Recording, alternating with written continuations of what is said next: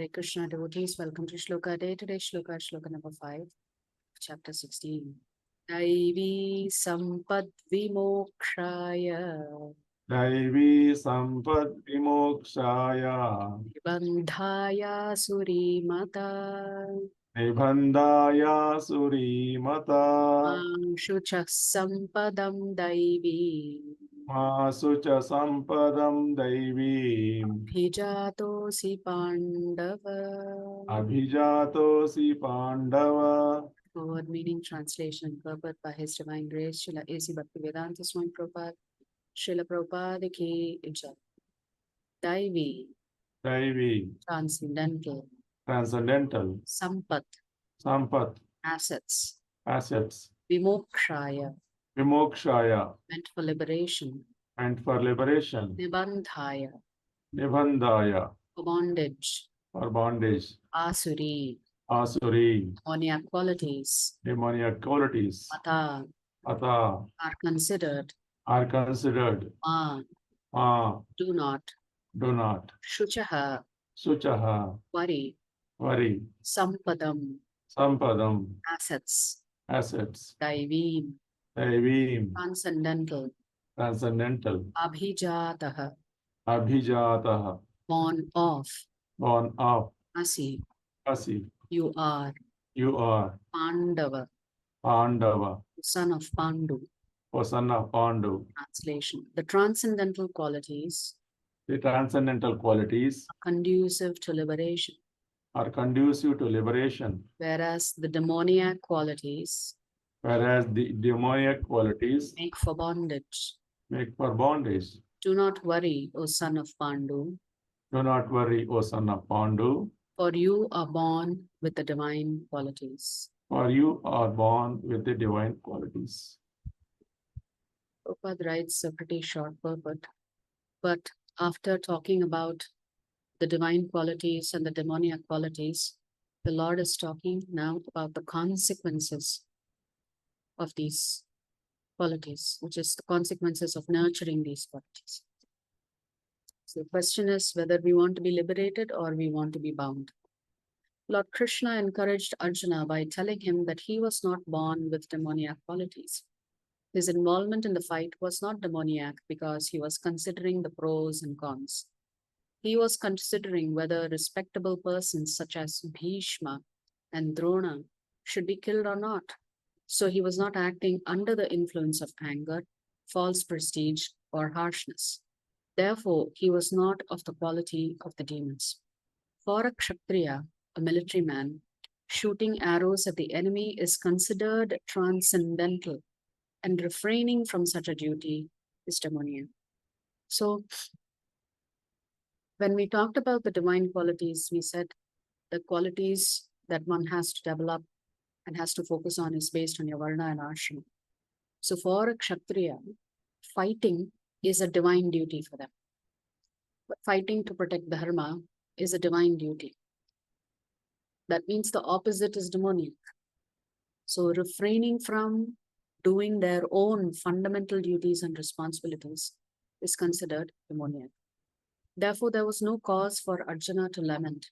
Anyone who performs the regulative principles of the different orders of life is transcendently situated. So we've heard time and again where Prabhupada says that as long as we are doing our duties and responsibilities, then the purification process has already started. So as per Varna and Ashrama, each of us has to do our duties and responsibilities. So that is prescribed for us in the Vedic scriptures. And of course, if you are undertaking the spiritual path, then that means you should also follow the instructions of your spiritual master, right? So just a short commentary by His Grace Chaitanya Charan Prabhu. So the question is morality. Is morality always black and white? Or does morality change depending on the situation? That's the question. And most of us will have this confusion. Is morality just absolute right, absolute wrong? So are right and wrong absolute categories? This is right and that is wrong. Or are they context dependent, which means does the situation determine whether what we do is right or wrong? to answer the question, let's consider the Gita's treatment of violence. It's setting a battlefield talk to bolster the sagging morale of a confused warrior seems to recommend violence.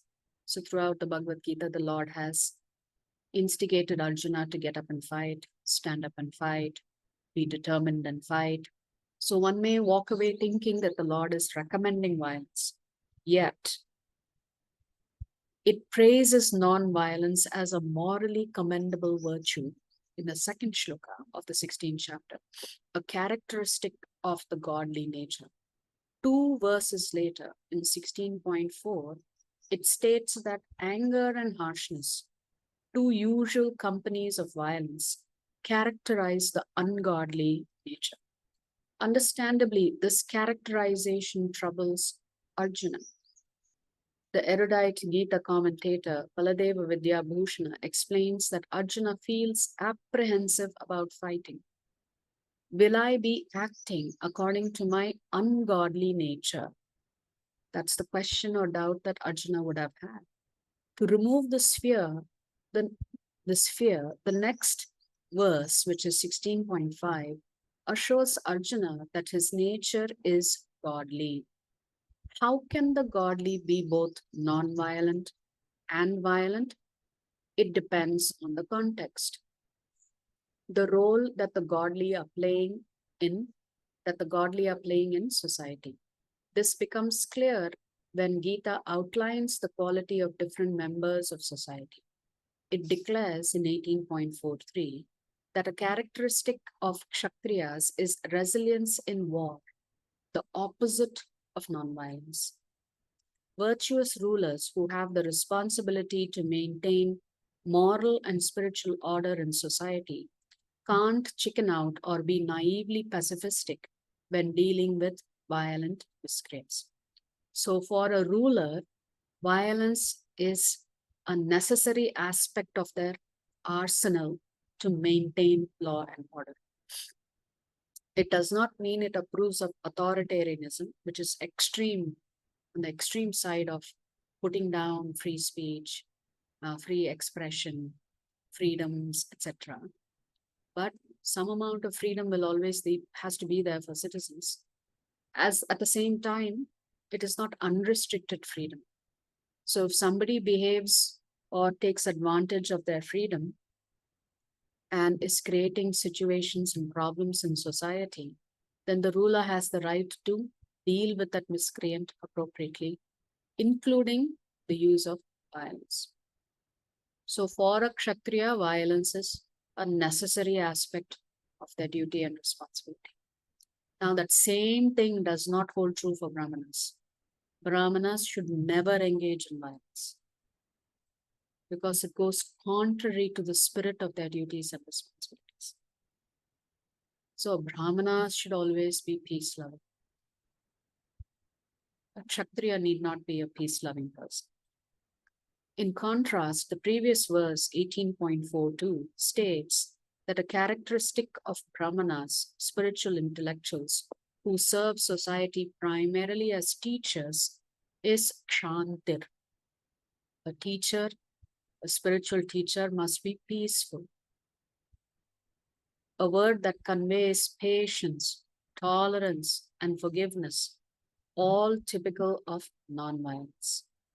By commending violence for rulers and non-violence for teachers, the Gita defines morality in contextual terms. So now you have understood that for different varnas and different ashramas, different qualities have to be developed. That means morality itself is based on varnashram and depending on the situation. By refusing to pigeonhole morality in rigid stereotypes, it demonstrates an acute awareness that life's situations can be too subtle, complex, and unpredictable to fit into inflexible moral categories. The Lord is so merciful that he understands that different situations warrant different types of solutions. It cannot be rigidity. Rigidity is not part of our vocabulary when it comes to practicing Bhakti Yoga. Strictness, yes, but blind rigidity, no. Accordingly, it provides a broad philosophical framework founded on the principles of selfless service that acts as a pragmatic guide for sound decision making. With this particular commentary written by His Grace Chaitanya Charan Prabhu, we can clearly understand how advanced Vedic civilization is. When you look at the same thing in other cultures, they are very rigid about certain things, right? Actually, a lot of things. Right is right, wrong is wrong. They don't have these kind of subtle nuances that different situations, different classes will dictate different types of punishment. For the same violation of the rule of law, the punishment itself varies depending on the varna. The punishment will be more severe for a brahmana and least severe for a kshudra. So even punishment is contextual. See, that is how beautiful our Vedic culture is, that not all people are equal and not all situations are the same.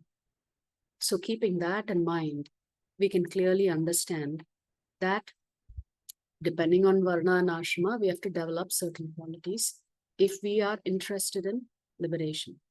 However, if we allow our lower instincts to take control of our life, then that's problematic.